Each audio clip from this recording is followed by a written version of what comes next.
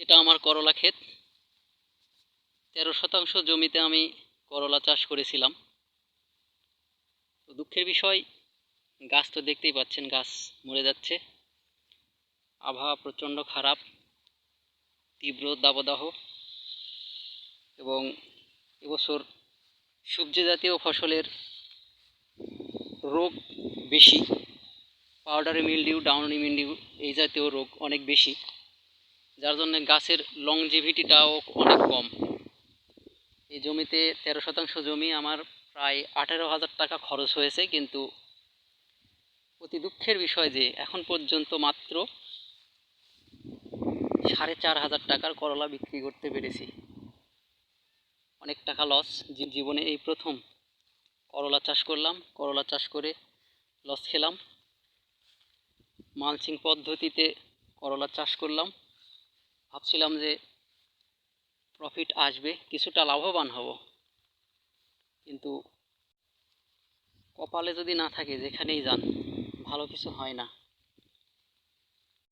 এখানে আমার কত শ্রম, কত পরিশ্রম করতে হয়েছে, কত টাকা খরচ হয়েছে, ভাষায় প্রকাশ করতে পারবো না।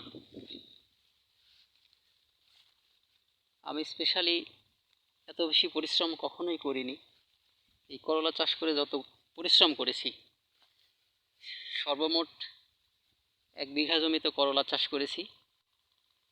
তো জীবনে প্রথমেই করলা চাষ করতে এসে এত টাকা যে লস খেয়ে যাব, এটা আমার চিন্তার বাইরে ছিল। অন্তত খরচের টাকাটা উঠলেও উঠতে পারতো, কিন্তু তাও তো হলো না। কি করব, আমি তো হতাশ হয়ে গিয়েছি। এত টাকা খরচ করলাম, কি লাভ? মালচিং দিলাম, ফেরোমন ফাঁদ দিলাম, যত্নেরও কোনো ত্রুটি করিনি। দেখেন কি অবস্থা, গাছের পাতাগুলো সব মরে গেছে। আর কোনো রকম করলা এখান থেকে পাবো এটাও আশা করা যায় না, তার কারণ নিচে দেখেন কি অবস্থা, কোনো করলার কোনো জ্বালা নেই। যে দু একটা ছিল সব নষ্ট হয়ে গেছে। ফ্রুট ফ্লাইয়ের আক্রমণ, ব্যাপক আক্রমণ। যদিও প্রথম দিকে নিয়ন্ত্রণে ছিল, তো শেষ পর্যায়ে এসে যে ঔষধ দিব, ঔষধের যে খরচ, ঔষধ দিলে তো ঔষধের টাকাই উঠবে না। এমনিতেই তো এই জমিতে প্রায় 14,000 টাকা আমার লস। 13 শতক জমিতে প্রায় 14,000 টাকা আমার লস। এই লস পোষানোর মতো কোনো পরিস্থিতি আর নেই। এটা আমার দুর্ভাগ্য। অনেক আশা প্রত্যাশা নিয়ে স্মার্ট পদ্ধতিতে, মালচিং পদ্ধতিতে করলা চাষ করতে আসছিলাম, কৃষিতে মনোনিবেশ করেছিলাম, কিন্তু যে অবস্থা, তাতে আমার উৎসাহ উদ্দীপনা সব হারিয়ে গেছে। এবং বলতে পারেন যে আমি 1 বিঘা জমিতে প্রায় 40,000 টাকা খরচ করেছি,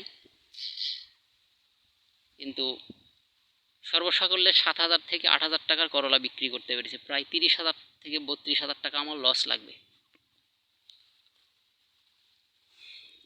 কি আর বলবো, দেখেন কি অবস্থা, গাছগুলো সব নষ্ট হয়ে গেছে। করলার দাম অনেক কম ছিল বাজারে, 10 টাকা 20 টাকা কেজি পাইকারি। এত দুরবস্থা হবে। বিভিন্ন রকম ফসল চাষ করি যদিও, শশা, ক্ষীরা, ভুট্টা, কিন্তু করলা সম্পর্কে ধারণা ছিল না। আর প্রথম বছরেই নতুন উদ্যোক্তা হিসেবে 33 শতাংশ জমিতে করলা চাষ করা হয়তো বা আমার উচিত হয়নি। বুঝে উঠতে পারিনি যে এভাবে লস লাগবে আমার। দেখেন, জমিতে আসলে বুকটা ভেঙে যায়। সবচেয়ে বড় কথা হলো যে কৃষকরা কখনো ধনী হয় না, অঢেল সম্পদের মালিক হয় না।